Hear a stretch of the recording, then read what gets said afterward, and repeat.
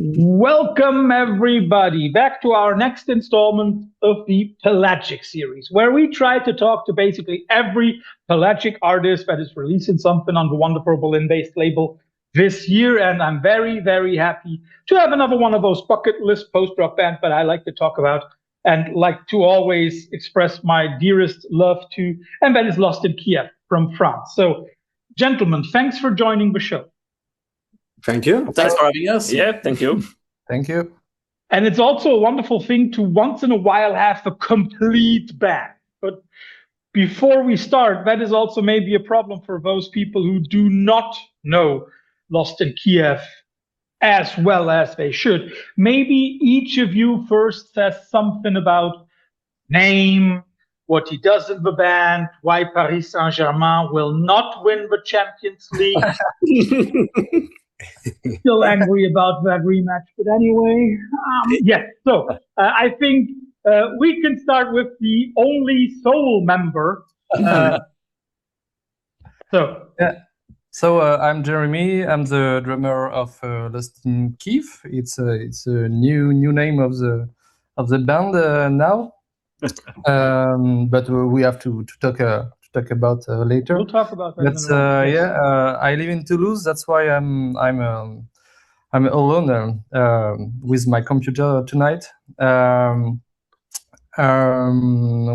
to say about?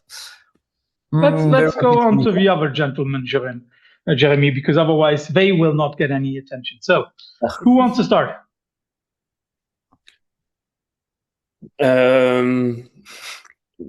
To begin, sorry, because we are not really into football here, so we can say a lot of things about Paris Saint-Germain. It's Roland Garros time, you should know. Yeah, that's true. That's true. So, yes, please go on. And I'm Max, playing guitar and synthesizer in the band since a long time now. Actually, is the older member of the band. Yeah, the latest from the original lineup. Yeah. The Lost in Kyiv have a long history about a lot of member change along the year, and we're gonna talk about it later, I think. But it's the first album with the actual lineups, and Jeremy, it's the first album with us for this album, and it brings something really new for us about playing drums, about the sounds, and voila. So Maxime, it's basically your band. All the others are just kind of. No. To be honest, it's super difficult to making music alone. It's something I already tried before with some electronic music, but I need to have some other people to challenge and to help and everything.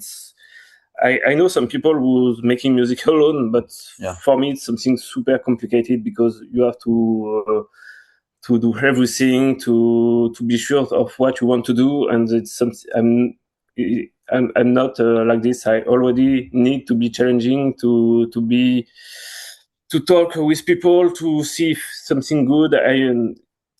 It's super difficult to make music alone. So this is why I prefer to making music in a band with another people. Yeah, and I think the music is more rich when you have like different kind of influences, stuff like that. So so in this album you want it to be like a big heavy guitar, and for me it was cool to stay like in the higher stuff, melody, stuff like that, to balance with that. So it's I think more interesting than something in only one direction. But in this album, we try to put everything together and to bring something new to the band. Isn't it wonderful how they just simply stray away from giving names and saying? Yeah, that's what I was thinking. So, Dimitri, you've already spoken and spoke about the guitar positions, right? Yeah. So we only have one band member left. Okay, so my time. So hey everyone. So I'm Jean-Christophe JC. So I play bass. Obviously, this is the only instrument that has not been named yet. So I play bass and also play bass synths and a couple of weird sound also because I love pedals, you know. So even if this new album is more, you know, very direct regarding the efficiency, regarding the sound. We still like to experiment, and as Dimitri said, we have a lot of different backgrounds, so it's always interesting. So I play bass and bass synths. I joined the band a couple of times ago now. It was in 2014. Yep. So I'm the second oldest in the band for now. And it was funny because like when I joined the band more than 10 years ago now, my first show with the guy was a Dunk Festival.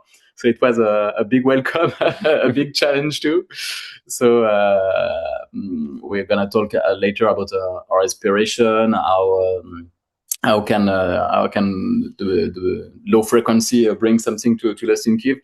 Just make it quick and not drift to another topic. I will stop there. So and we go for the production. So Jean-Christophe, the only full length that you were not involved with was Motions and probably the split with Zero Absolute, right? Exactly. Yeah. Yeah. And same for Dimitri. Yeah. Yeah, because I arrived just before Nuit Noire. Mm-hmm. So this is my that was 2016, if I remember correctly, right? Yeah, something like that. Yeah, 2016. Yeah. So I can say that I had some very nice guitar part from David, the guy before me at the guitar. So he bring me some cool riff, and I have the opportunity to do what I want, but I keep a lot from him. This is a very good guy. Nuit Noire. Yeah. Nuit Noire. Yeah. So, and then the next thing that we always do is the pluck of the day. All four of you can pluck something. I pluck something. And I'll just go ahead. I want to pluck one of the finest post-rock / post-metal bands that Germany has at the moment. And that, for me, is Long Distance Calling. Yeah. They just released a new record. It's awesome once again. Yep.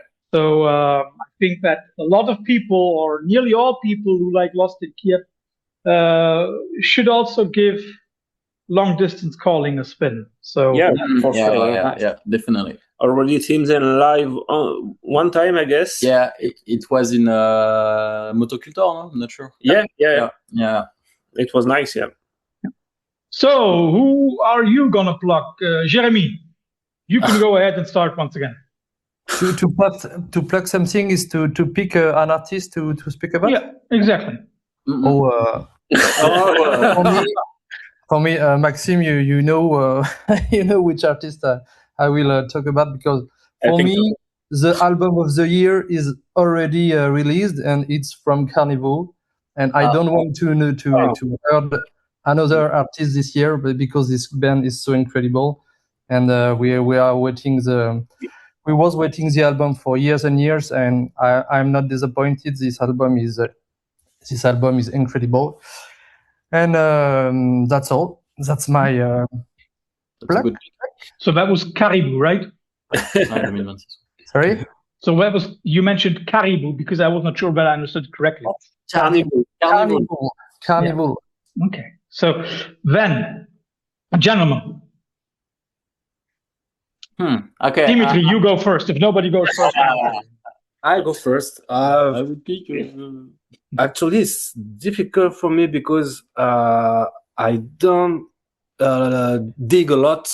I'm working as a sound engineer, and I have a lot of surprise with bands, and I play a lot of guitar, but I don't really listen, albums often. So I'm not a good guy for that. Sorry. Oh, what was the last record? Let's put it like that. What was the last album that you listened to at home, at work, on the way to work? Actually, I don't even know. I have to read it.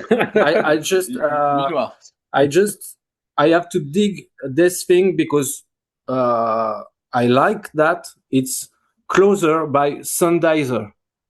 Mm-hmm. That the thing I hear, and I was like, oh, it's cool. Mm-hmm. Maxime, your choice.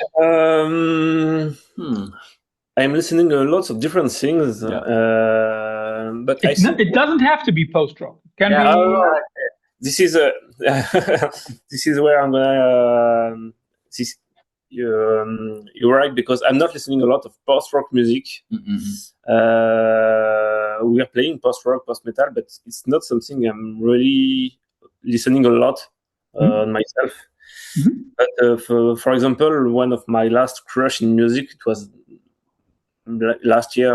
It was the last album of Thornhill, Australian metalcore band. And for example, another thing, it's a French band called Gwendoline. We listened a lot recently.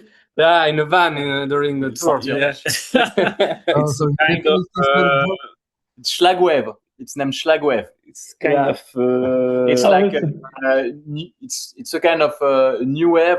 Yeah. But new wave, dark wave. Yeah, but talking about French. In French, talking about the current society with a pretty ironic point of view. So for example, I'll give it a listen afterwards, and then Jesus Christ, JC, you go. Yeah. So Gwendoline also. No, but more seriously, as Max said, we listen to a lot of different music, and I really like also electronic music. One of my favorite band ever is the Chemical Brothers. And this is a good time to talk about this because like Tom Roland, so the one of the brothers of Chemical Brothers, just released a collaboration that is pretty interesting with Aurora. It's called Tomorrow, without any surprise. And I think it's very interesting how they merge their two universes. So on one end, you've got this kind of I don't know, witchy vibe from Aurora, close to Ajaxa, that we really like from Pelagic, and for the featuring of Becoming. So this is this kind of vibe, very I don't know, Swedish folk or whatever. And on the other hand, you've got this more punchy vibe of the Chemical Brothers, and they find the right balance. So what is very interesting with this record is like you can listen to it as a whole album, because it's a pretty well travel. And on the other hand, you can listen to separate tracks because you have some more clubbing tracks, you have some more atmospheric tracks. It's I think it's by far more interesting than the last Chemical Brother, that is pretty disappointing. I don't know. So as a big fan of Chemical Brother and Aurora as well, I'm very surprised in a good way, because when we are waiting perhaps too much regarding a collab with two great artists, we are most of the time disappointed, and this time I'm pretty happy about the result. So it's my choice, and also Gwendoline, because it's awesome. Come on. Yeah, and it's the way you say it. If you wait too long on a record, it nearly all the time is disappointing. I mean, like, think about records like Chinese Democracy by Guns N' Roses or Fear Inoculum by Tool. Those are just those records can just simply not live up to the hype. It's impossible, I would say. Yeah. So, right. Gentlemen, you've already, I think it was Dimitri who already mentioned, Dimitri or Jeremy, who already mentioned that there is a slight change of the name. Before that, it was Kyiv with K-I-E-V. Now it's K-Y-I-V. Yep. I mean, like, of course, that is the way that if we take the Russian Orthodox alphabet and translate it into our normal alphabet here in Central Europe, that's, of course, the way it would be done. But I guess there is more to that change. It's probably not just getting the orthography right? Yeah. It's not just spelling. Yeah. It's a lot of things at the same time. We wanted also to mark a kind of new step for the band, like almost like a new departure, like almost like the first new album of this band. We wanted to, personally, this name change is something I'm thinking since a few years, but it's complicated to change the name in a band because there's a lot of technical things about it. It's not just changing a name. It's complicated on platforms, on everything. You have to change everything. It's complicated. So I wanted to wait the good time for it. And a few years ago, the Johan, our drummer, who started the band in more than 15 years ago, left the band 4 years ago. 20, something like that. 21 years. So. Yeah. And as he created the band, and as we are it was the time for us to make some new music with a new drummer. I think it was a good time to mark this rupture and to change the name. And we thought about a complete name change but we found interesting to keep Lost in Kyiv because we're not lost on the name. We are seeing, how to say, it's also a legacy of motions. Yeah. It's a kind of exact kind of legacy. The people recognize us with the new name immediately. Like a bit this funny metalcore band, Electric Callboy. It was Eskimo Callboy, and when now it's Electric Callboy. It's Eskimo Callboy. It's something like that, and it's also, of course, there is the political question with the name of the city. It was coordination, I would say, in concordance. It was like in coordination. Accordance. Yeah, with this moment where Johan left the band, and we wanted to write a new kind of music with this new lineup, and at the same time, it's begin to personally feel difficult to spelling the name Kyiv like before, and it was a good time to support also this. We had a lot of conversation with this because, of course, it is also political. And for me, I wasn't at the first time I wasn't agree with the guys, but they explained me the importance of the good spelling of the city, because at the origin, Lost in Kyiv was no purpose to be political with Kyiv. One of the guitar player from the origin just was just lost in Kyiv. He can't go back to France, so he was lost in Kyiv. There was no plane because of snowstorms, and the drummer said, "Oh, it's cool name, Lost in Kyiv." That's all. No politics. It sticks, definitely. And 15 years ago, there was absolutely no problem or anything with the spelling of Kyiv. It was something absolutely normal in Europe and in France. And for us, it wasn't an offense to spell like that, but we learned a lot. And we simply didn't know the spelling of Kyiv was simply exist. It was it was only Kyiv, everything. But at the end, because let's be honest, we have also an important fan base in Ukraine and in Kyiv, and it's because of the name. So it was also important for us as a band to show some, it's not respect, but to show some support Yep. of the people living there, and this is a hard time for people there. So it was an important sign of support, of respect, to do this switch, because it was awaited. Let's be honest. And as Max said, the fact that we have this new lineup that is very great. It opens new possibilities, as you have probably noticed when you were listening to the album. So new lineup, new sound, and a war. Yeah, more maturity, and it's important to show this kind of support to our fans there. Mm-hmm. You've already mentioned it. This is, I think, the 5th full length by Lost in Kyiv. Is it 6? 5? I think it's 5. Number 5, yeah. Number 5, right? Yep. And it is, I think, the longest time between any of your records. Mm-hmm. Let me guess. One thing is the end of COVID, because, okay. Second is the lineup change. Mm-hmm.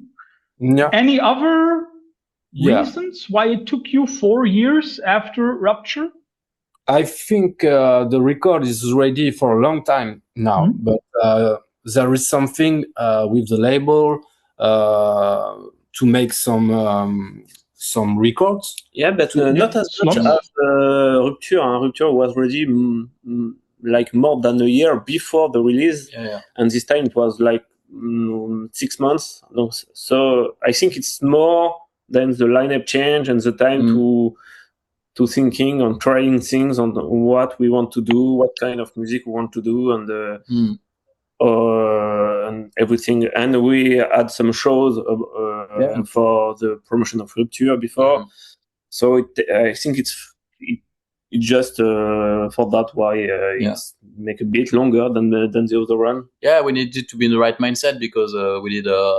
It was important to promote Rupture, and that is an album that has been really well received, such as Nuit Noire, for example. And we did like some very cool runs, like in China, now 2 years ago, for like 2 weeks. So when you are touring, in China, it's something different that just touring in Europe. And we were in this mindset that something is happening due to Rupture, and we wanted to maximize these opportunities before switching to the mindset of taking the opportunity to have this new lineup with Jeremy to build something new. And I hope that is more interesting to newcomers. Jeremy, you don't have to show up.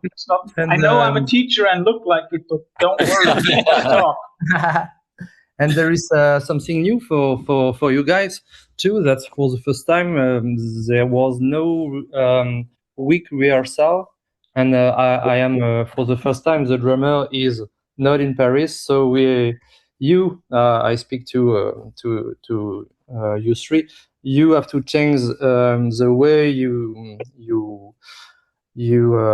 think the album, because I'm not here. We have to send our tracks. We have to send stems. We have to try something with Ableton, with all this. It's a different organization. It's a modern way to think music. I think a lot of bands do that now. But I think it takes maybe more time to record and to think an album like we did.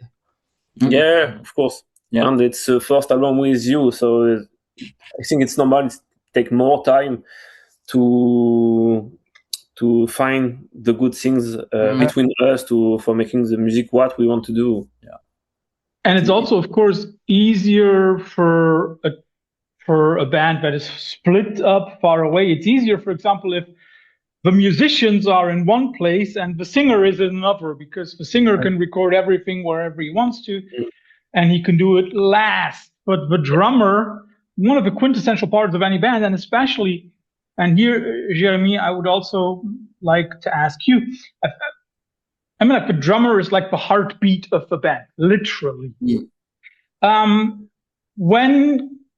when you were introduced or when you were asked to join Lost in Kiev, were you overwhelmed by the possibility? Or did you already think, okay, what could I bring to the band?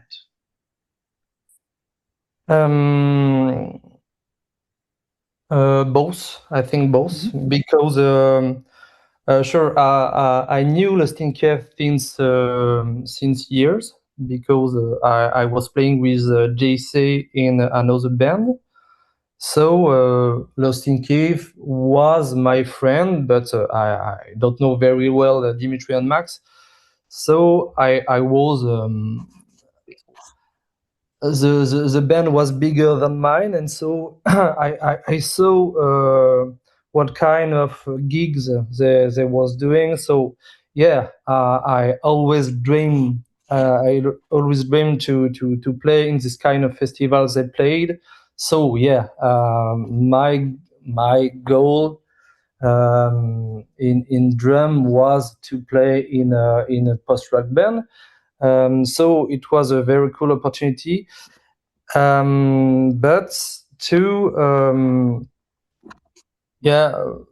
I'm listen math rock and post metal more heavier than Lost in Kiev. So yes, when I heard Lost in Kiev before, I was like, yeah, I would like more powerful drum. I would like more post metal parts. So I think when they proposed me to do a replacement for a tour, but when we was speaking of me to be part of the adventure, in the beginning I was like, okay guys, I want to, but I want something heavier, and I want to comment dire.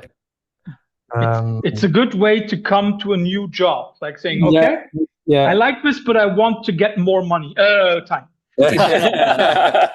And you have to explain, because during a tour, our last drummer can't go to UK because of visa, and a few days before we called Jeremy, hey, can you come do the drum, and he just listen the tracks, put some stuff on the paper, and go on stage with us. Like, it was awesome. Without any rehearsal. Just like that. UK, let's go, bam, like magic. London, rock and roll. Although who wants to go to the UK nowadays? Anyway, no, just joking. All my friends there. Don't worry. We still love another story. Well, no, actually, like we love the UK because there are so many people in the UK who follow the Velo sound. But if you go Brexit, then you also have to take the blame for it. Yeah. But there are some lovely people in UK. Yeah. There are still some good people in the UK. You've already mentioned the difficulties of writing new music now. So we have this Parisian trio, and we have the drummer in Toulouse. And Jeremy already said, okay, you send stems and ideas back and forth. But how do the three of you in Paris, how do you write the stuff? Is it a democratic process? Does everybody bring something to the table? Or is there one dictator, songwriter? No, I think it's probably Maxime, because he's the oldest one of the band. I think it's democratic, but sometimes one person brings something very cool, and we don't have to change a lot of it. And it's like, okay, it's very nice. Let's go. Show me what you do. I can do that. And sometimes it's like a puzzle with a lot of different stuff. So I would say it's kind of democratic. And Jeremy also has some good ideas with arrangement, melodic arrangement. So he can sing a lead, and there is something like that in the album. this is a lead part. Jeremy sing to me, and I take it because I found this nice. So I think it's kind of democratic. Yeah, it's a lot.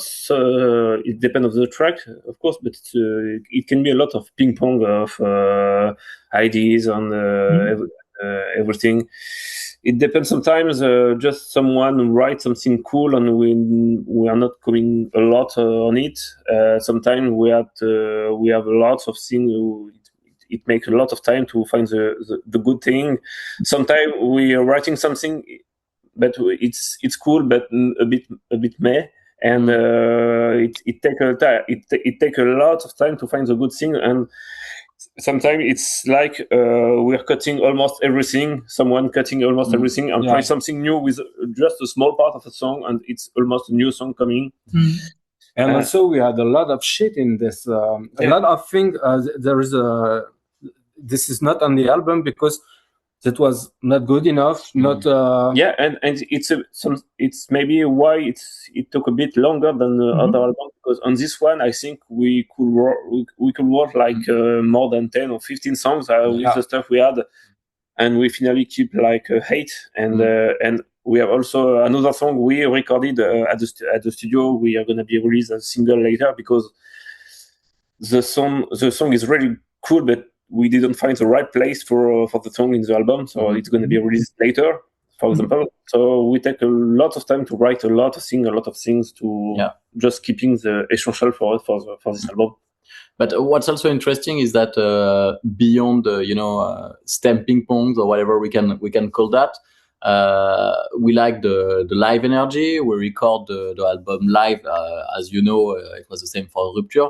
So in order to finalize the writing process, to do a quality control, let's say, of what we wrote by stem, we always plan 1 or 2 weekend in the countryside to play music and old school style, let's say, to add this kind of live energy, and to check if we feel something or if we need to modify something regarding what has been doing by Ableton or whatever people are used to work with, and it's also essential to be prepared for the recording process. So with Rupture, we started because of COVID to adopt this kind of 2 times writing process, and I think with Jeremy joining the band and with more experience and with more liberty, because there is no more COVID, luckily,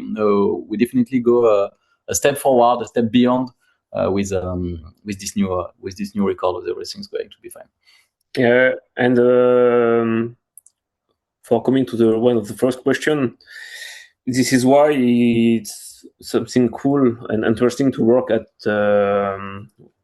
more one people to create music, because you are challenging by other guys, and sometimes you like something a lot, but one other or more don't like it. So, and it's something sometimes really difficult for personal ego or I don't know, but sometimes the quality control that one of you mentioned is just not there.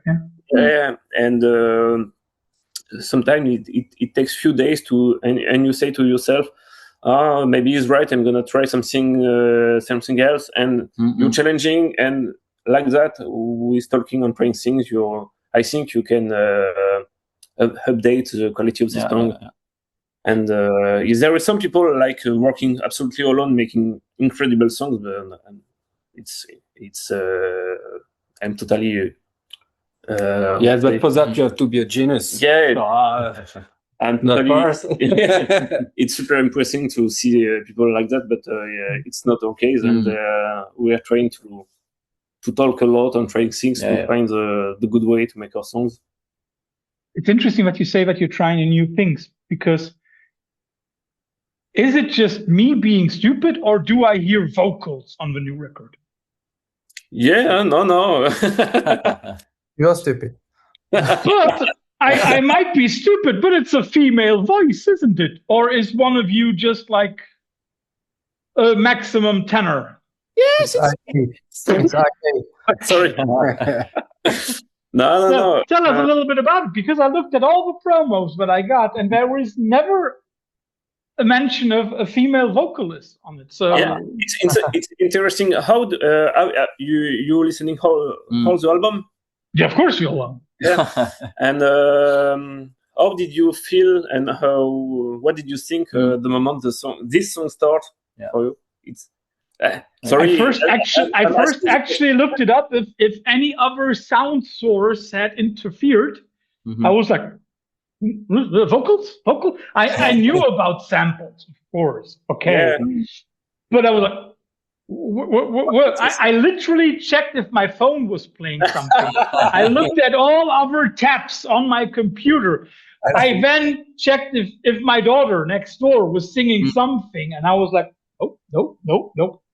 And then I thought, like, okay, let's restart the track. I restarted the track, and there was no vocals, and I was like, okay. Must be on the album. So please explain, who is it? How did it happen? Who came up with the idea? Because I'm very sure it's not Jeremy. Yeah, it's a long story, because it's not the first time we're using vocals on our songs. Like on the previous album, we worked with Loic from The Ocean on the song as a lead. Yeah, but Loic is not a woman, as far as I remember. It's Loic, not Lois. With Zero Absolute also made a song with a lead singer. It's something we like to do. Yeah, it's also a kind of challenge to try to writing song for a singer. It's something completely different, because you have to think of the space for the voice. You have to think different for making the music. If I can interrupt there for just a second, that is something that I immediately thought, because normally when somebody puts vocals into a song, the vocals are usually up front and center. When listening to the vocals on your record, I thought they were really well placed within the mix. They didn't try to go front center stage. So the mixing of the vocals was really well done. But sorry, I interrupted you. Thanks. No, we're gonna send the message to the sound engineer. He's gonna be happy because it's not easy. Because Rebecca did all these vocal parts from London. Yeah. So everything was made at home. Yeah, at home and from distance. So we literally never seen her in person yet. So it's funny. And for the story, we wanted to try and work with a female singer since a long time, and we didn't have the opportunity. And for this song, I think it was some idea from you at the origin for the melodic stuff on the song, and we found the song really cool, but it was missing something. Yeah, it was missing something. Yeah. It was missing a kind of lead and a kind of lead singer, and we found it could be the good song to have finally a female singer. So we began to try to think about someone. And we had few ideas, and as the song is very melodic and everything, few weeks or months ago, I just discovered and listening the album of Iaxa, the band of Rebecca, and I was absolutely fan of it, absolutely fan of her voice. And I proposed to the guys to why not, as it's a band on Pelagic, so it's something interesting for the promotion of it with the Pelagic stuff. And I asked the guys if they like it, and why not to ask to Rebecca to have her on the song. And if I remember well, everything was it was pretty natural. So she listened the first first version of the track, because of course it evolved with also the evolution of Becca. So it's an interesting point, perhaps we can talk about later.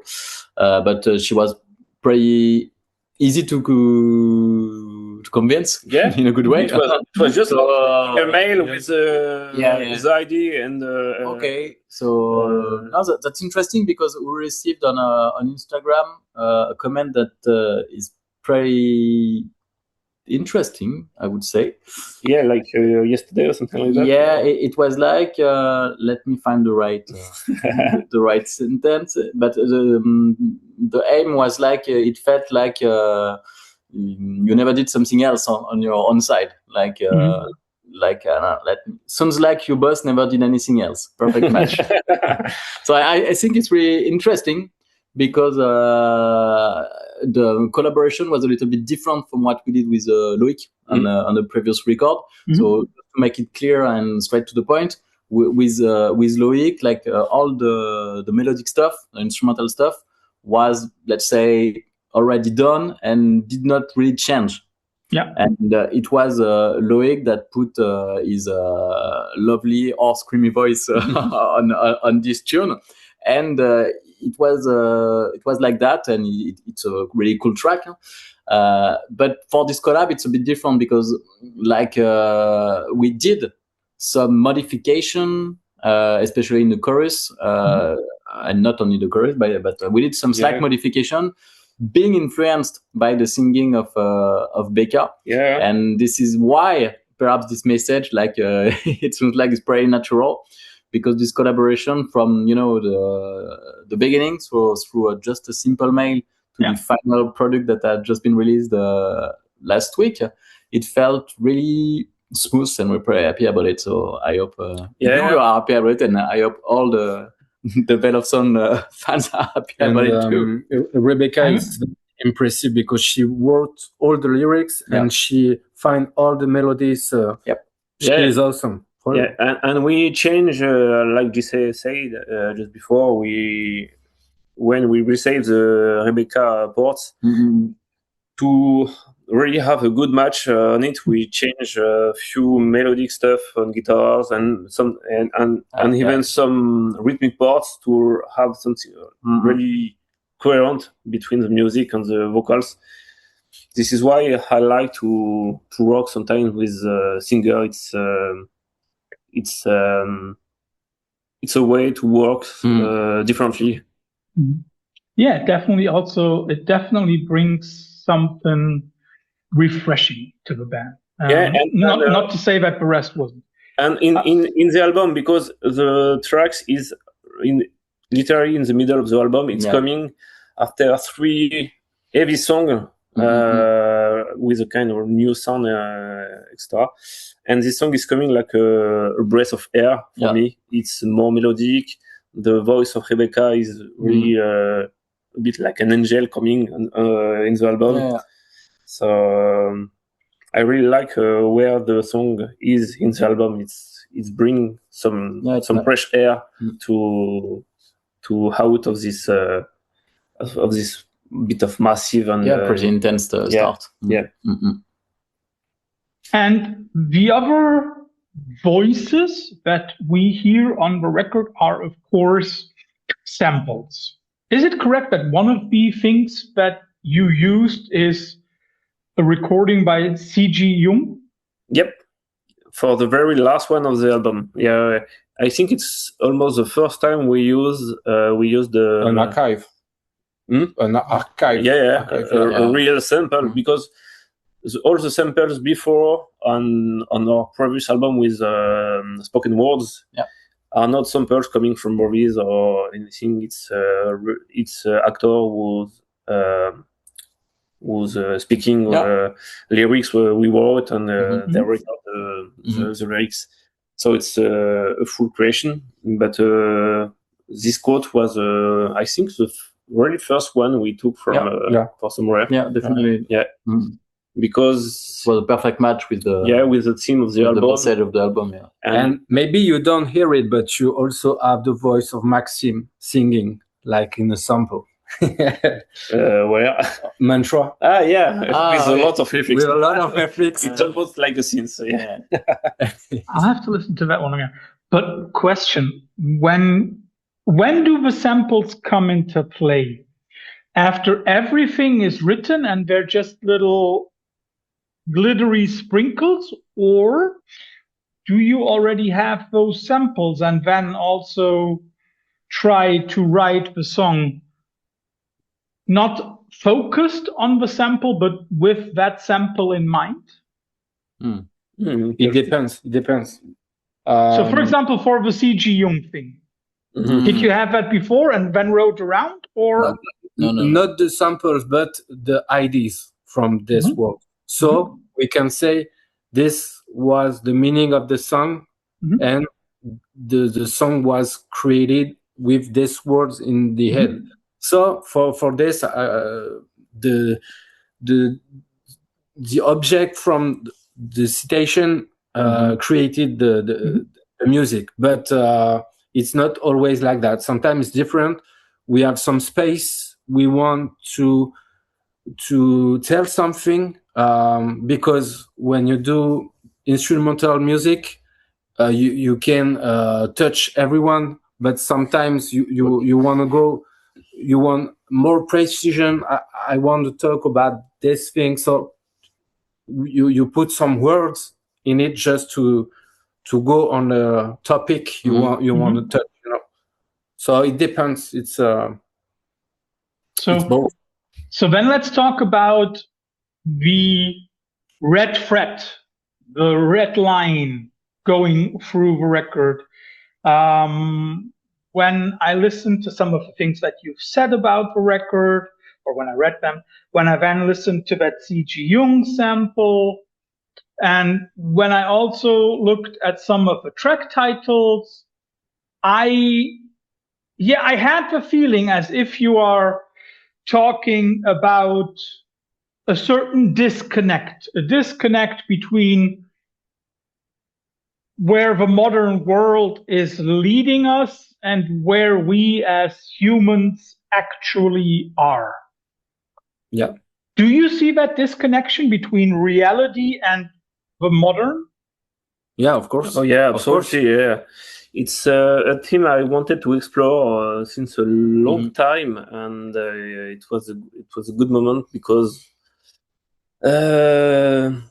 there is a lot of things happening during the process of the album. Also, personally, in my personal life, I lost something very important for some mental health problem, for example, and it was a kind of sign for me to try to talk about it. It's always a bit complicated because we are making mainly instrumental music, so we cannot tell things as much as we would like with a full singer and everything. But yeah, you see, it's exactly what you say. It's something we felt. It's something we personally I felt a lot these last few months. So I wanted to try to go in this direction for this album about the team. I know Jeremy is at the same case than me about it. If you want to talk something, maybe. I wasn't here. Gotcha. No, Jeremy, we were talking about the disconnection between us as humans and the modern world. You also see that? Yeah, sure.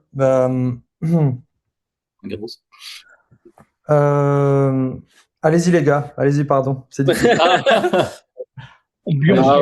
The guy doesn't want to tell too personal things, but this is also about psychology, because of this disconnection, and contradiction you can have with yourself. So that's the main topics of the album. Yeah.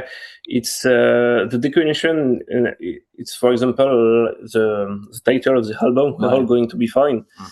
It was to say it was to show the thing we with the social network and everything we're always trying to show to the people like everything is fine, like you always showing to the people the best things in the world, and at the same time and often the people are totally different inside, and they're showing something beautiful but inside sometimes and often really dark, and this is this contradiction we wanted to make in music also.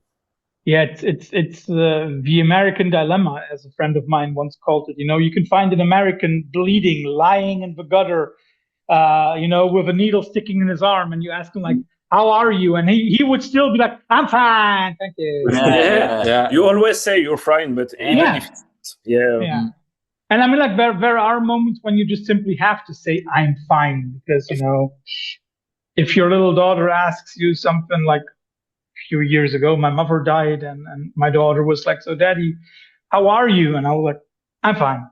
But it also, of course, it very much depends on the intonation. I have a question about the tracks and track titles. Here on this record, you went back to one-word titles. On a few of the other records, you had that, and some others you didn't. And there is one track in particular which I found very interesting in that context, in the psychological problem context, and that was mantra. Okay. A mantra can be something very, very positive. Yeah. It can also be something very negative. Let's face it. How do you go about, or what do you think? Sorry, what do you think when you hear the term mantra? Is it something positive or is it something negative? I'm going to answer this question because it was my idea. I remember because see how he always puts it to. I'm the oldest. I'm talking. it's the boss. It's at the same time positive and negative because the idea came from a letter I found from the people I lost 2 years ago. I found a letter in this stuff, and it was a kind of mantra. He worked on the psychological healthness process to feel better. To cope with it, yeah. And it was some exercise from his psychologist to write some good things and say I'm fine and everything. And the idea of the song came from these things, just from this letter I found of him writing this stuff to try to feel good. Yeah, I think it's not something about good or bad. It's something about the power you put in it to go somewhere you want to go, and the conviction you have with the mantra, like let's do that, and just see it. And I think this is the powerfulness of the mantra. But that can be good, that can be bad. I would like to ask JC, because the poor guy didn't say so much. JC, there is no title track on the record. Nope. But isn't the title, "We're All Gonna Be Fine," isn't that a mantra? Yeah. It's actually the roots, the origin of a mantra, so you need everybody's not fine. Everybody pretend to be fine. So definitely, or perhaps people wants to feel sad to be like I don't know, to feel more into this current society. So definitely,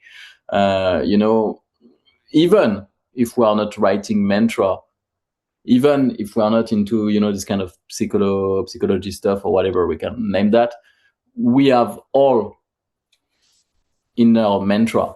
We have all our own mantra, and we don't. Perhaps we want to express that through music, through writing, through I don't know, photography or whatever. Mhm. But what it's interesting to make the link between the name of the album is like a lot of people, and perhaps including me, don't want to express things like we should do, and don't want to show have emotions.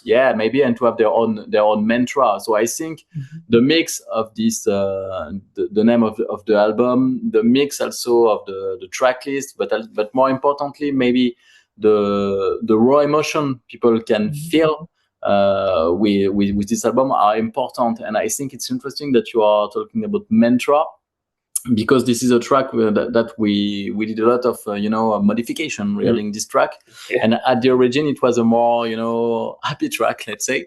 And I don't know, one day with Maxime we were like, okay, what should we do with with that track? And we decided to go with this very strange and very interesting mid part of the track that is fully electronic. And that we were like, it felt like it's stress. It sounds a bit like the stress track from Justice, because we felt a bit overwhelmed by this. So I think that the fact of not showing emotion but feeling emotion, even if we don't want to admit it, is really really perceived easily by mantra. So you can express your emotion by mantra, or if you're a person that don't want to express emotion, you will be slapped by this stress part of the middle of the track. So and the voices you can hear in the middle of this song on this part as made and wrote like and mixed like voices you can have in your head. Like you close your eyes and it's the voice are floating in the space, like speaking to you from the inside of your head. I have one more question before we come. No, I have two more questions before we come to the infamous quickfire round at the end. And the first one, actually, when I already wrote it down, I felt like I want to ask Jeremy that one. Jeremy, you've already mentioned, okay, you wanted to be a part of Lost in Kyiv. And you said, okay, I want some heavier parts. There are heavier parts on this new record. But at the same time, there are also many parts, for example, the electronic parts, which sound even stronger than before. Do you think that you need those strong electronic parts to make the heavier, more metalish parts shine even more? And when you want to answer, you have to unmute yourself. No, the guy does it really well. He always, that's the way we should do it. But Jeremy, please. I don't listen a lot of electronic music, so it's maybe complicated for me to speak about it. But I know that the sound of Lost in Kyiv during since many years use a lot of electronic stuff. So I think it's maybe the modern way to go, because in the lot of metal I heard in metalcore, there is a lot of electronic stuff, and I think to be modern, we have to use this kind of stuff, and I'm very happy to use this, because, as I say, I don't know a lot. I don't heard a lot, and with in particularly with Maxime, he learned to me a lot of that stuff, and we dig. I dig with him a lot of technical stuff on Logic, Ableton, and all this DAW, and he have a lot of analogic machine to realize that. And for me, who have jazz formation in drum, and I like analogic and raw stuff. So it's very interesting to me to go inside. And yeah, I think definitely as this kind of electronic sound help to be heavier with the baritone guitar and with the sound of the drum and the sound of bass. Yeah. Last question, and I want an answer by all four of you. And please give it a moment to think about it.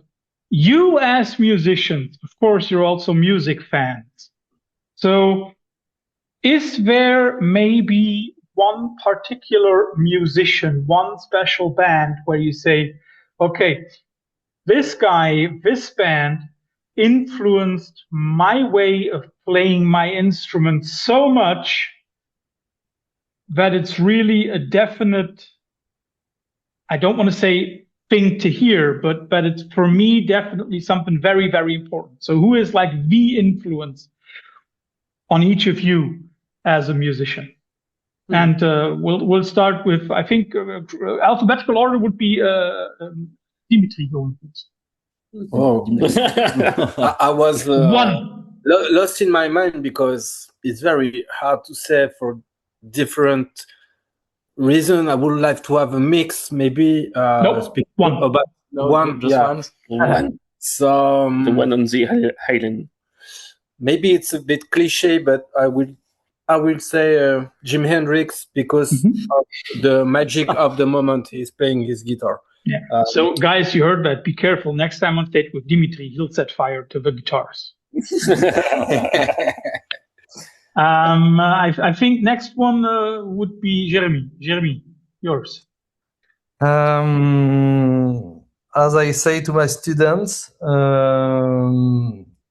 he's not so famous, but he play in Incubus, who is a famous band. So José Pasillas Jr., who I listened to Incubus a lot when I was 20, when I begin the drums, and I love the color and the not the technical stuff, but the story he is recounting. How do you say he's recounting? Yeah, he's telling. Yeah, it's just the part, the drum part. It's her stories, and I love the cymbals color. I love all this stuff. Yeah. So I don't want to choose a technical drummer. I love this one. And everybody now knows that I'm just stupid at alphabets because, of course, Jean-Christophe comes first before Jeremy. So just being stupid. Jean-Christophe. Yeah, like Jeremy, I won't pick like a bass guru. Not Jaco Pastorius. No, maybe not. Even if there is really interesting stuff in Jaco Pastorius, but I would say like Russell Leach, the bassist of Editors. It's not the most technical stuff in the world, but it's to me perhaps one of the most interesting and most influenced bassists. Why? Because the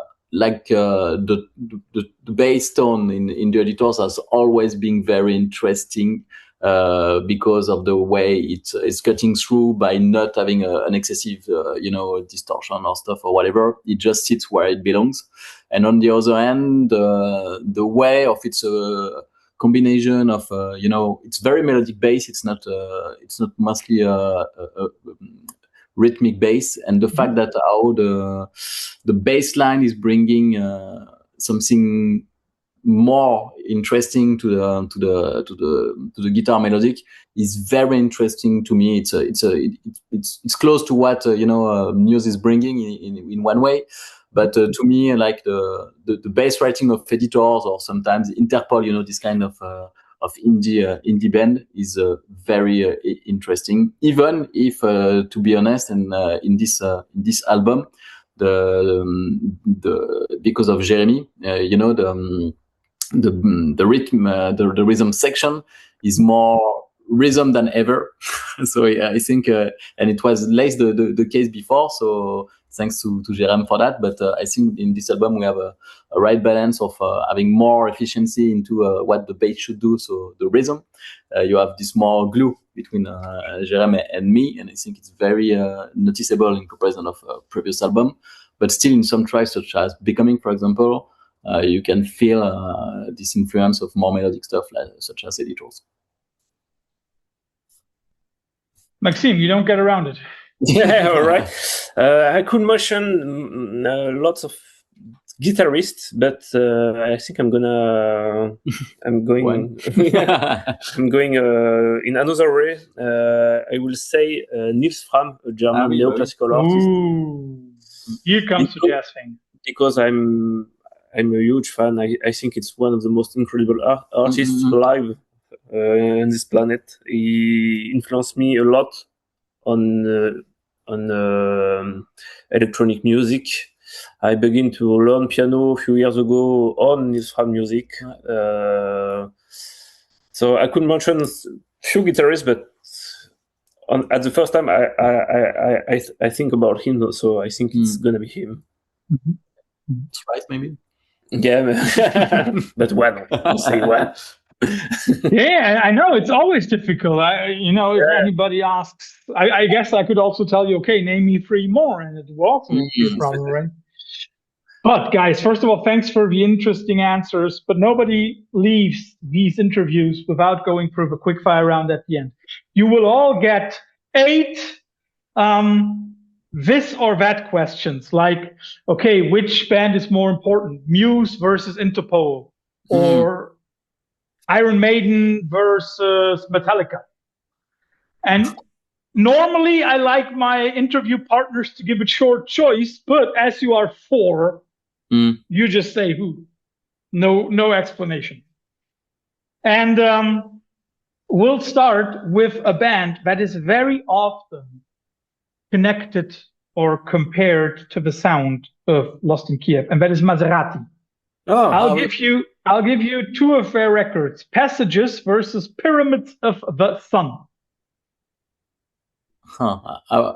If I can answer, I would say Pyramid of the Sun. Maybe because this is one of the first records I've been listening so by Maserati, so it always influenced.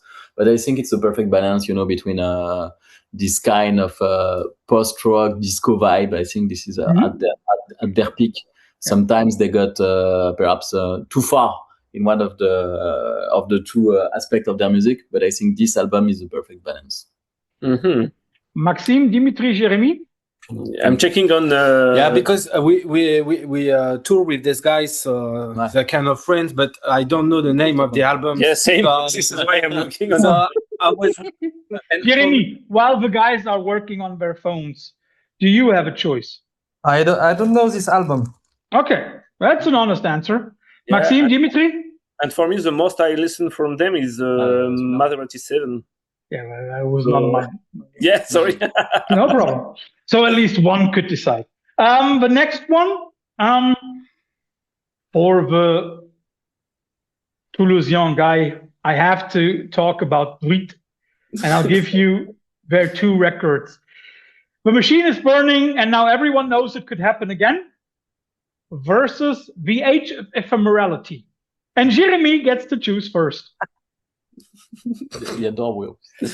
I'm not the good guy because I know the guy, we tour with the guy, but I don't hate their music, but it's not my cup of tea. So I just heard, I just see a YouTube video, so I can't respond in a lot of stuff in post-rock, post-metal. That's okay. Don't worry. We'll also get to other stuff.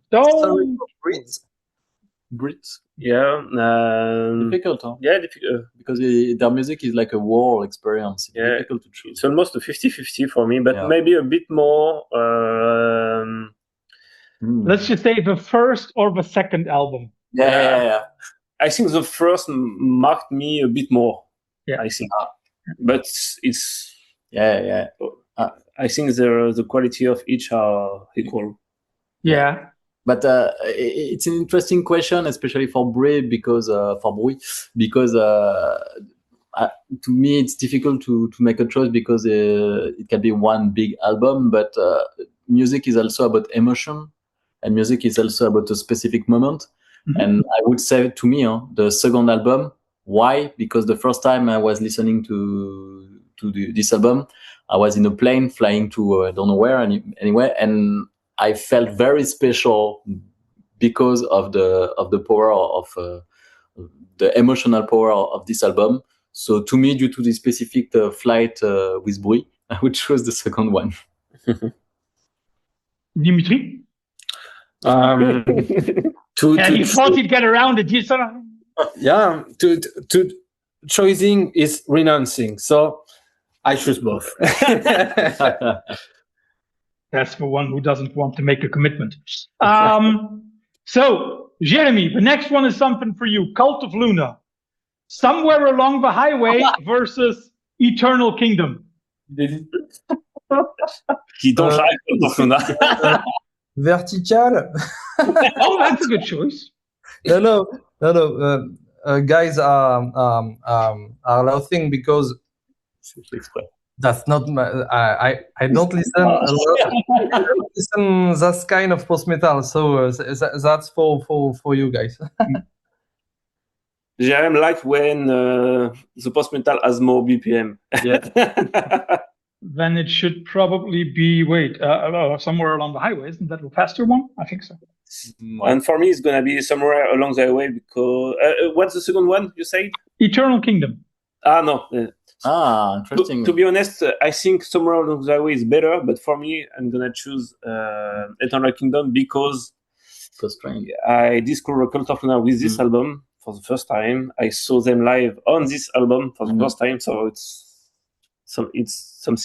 an album a bit special for me. I have a visual of this album on my wall, so yeah, I can choose one. I have to choose. And Dimitri and JC, make it quick. Same, the Eternal Kingdom. It's a more difficult album to listen, but I think this is where Cult of Luna definitely shape their sound. So I would choose this one. Right. And for me, the one I listened the most is I think Mariner with Jolly Christmas. Yeah. Yes. So. Okay. On the list. Sorry. I don't know who and I don't know how, but I think there was somebody. Yeah, I know. There was one of you who spoke about his love for the Chemical Brothers. I think it was JC. I'm not sure. Yes. Yeah. So I'm not going to give you the Chemical Brothers. That would be too easy. Left Field versus Underworld. Definitely Left Field because Underworld is to me.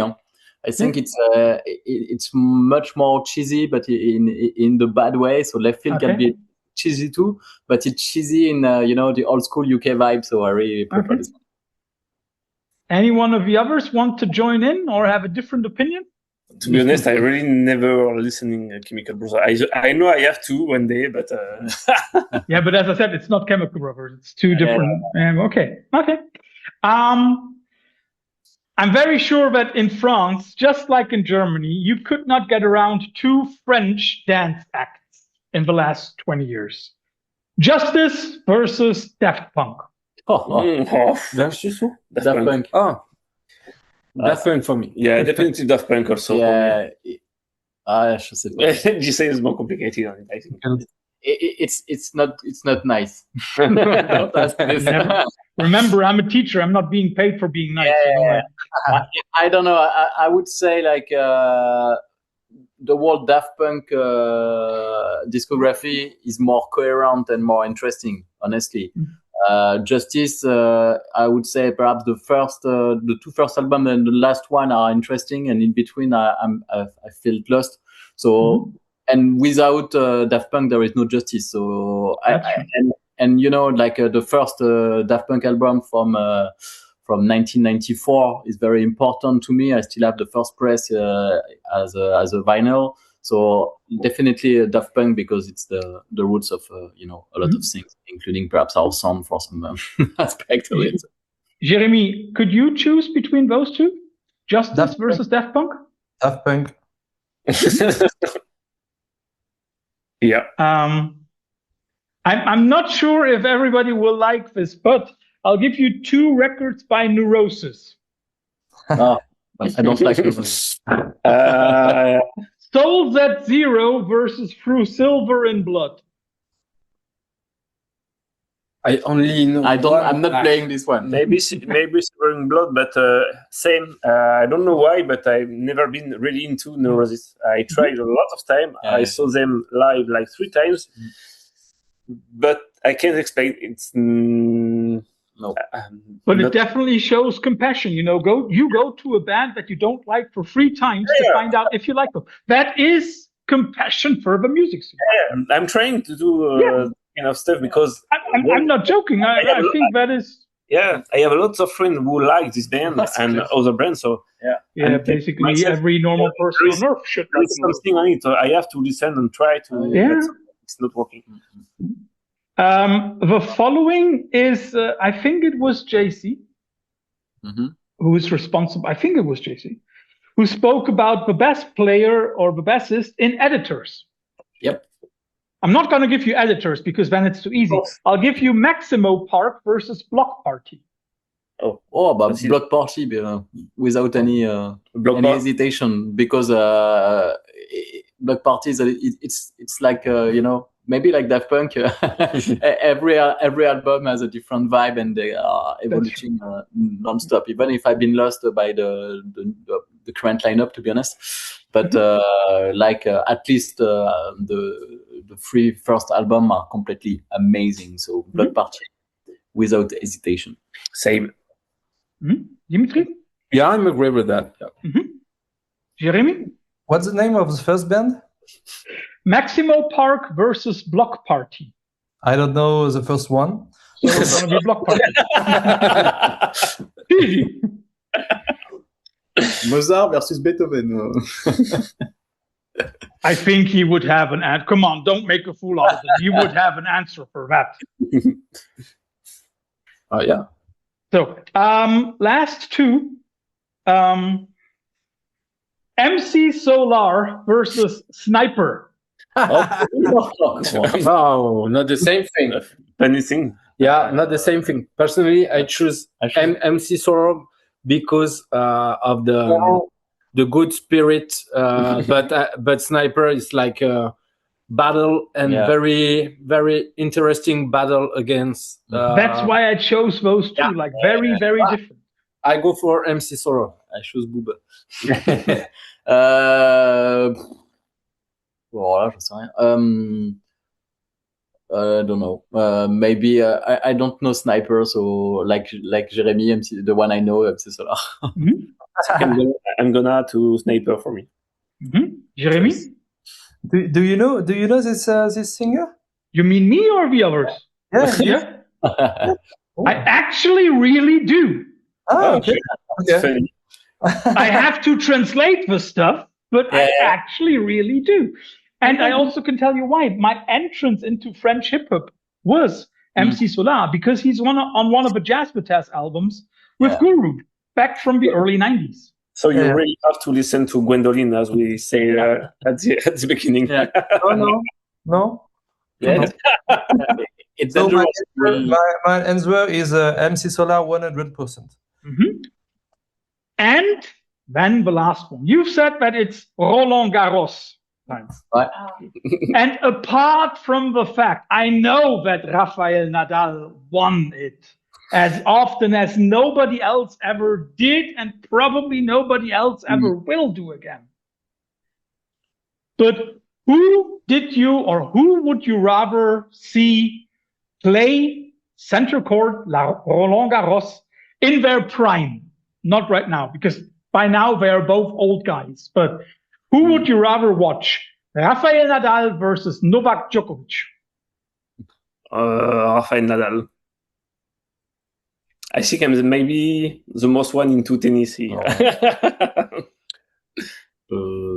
I don't know enough Djokovic because I heard a lot of things about Djokovic. So let's say Nadal because of the left arm. And there is a really good documentary about him coming soon in Netflix. I saw. Yeah. Okay. And the other 2, just give it a pass. Well, And then I would, What is tennis? no, I don't know. Maybe Djokovic. I have the feeling like he's more, he's a more technique player and more cohesive during. And he's currently playing as well. Because he's also a musician. He's playing violin with his racket.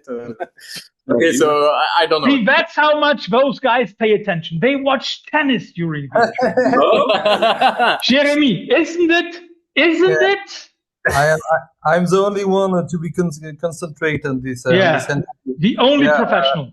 So I love tennis. I think Nadal is better on that surface, but I love Djokovic. He make me laugh. So, guys, thanks for all the answers. Thanks for the wonderful new record. We're all gonna be fine. Thanks for giving us a little bit of optimism. For everybody, it's out on Pelagic June 15th. Yep. 19th. Sorry. Yep. And I hope that a lot of people will listen to it. So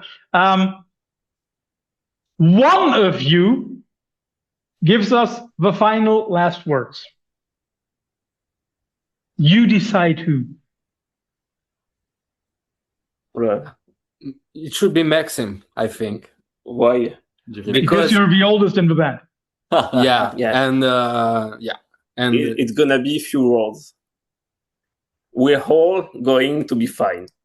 That's a good one. So, guys, thanks for a wonderful interview. Enjoy the rest of your evening. Yeah, thank you. Thank you very much. Thank you. Thank you. Bye-bye. Bye.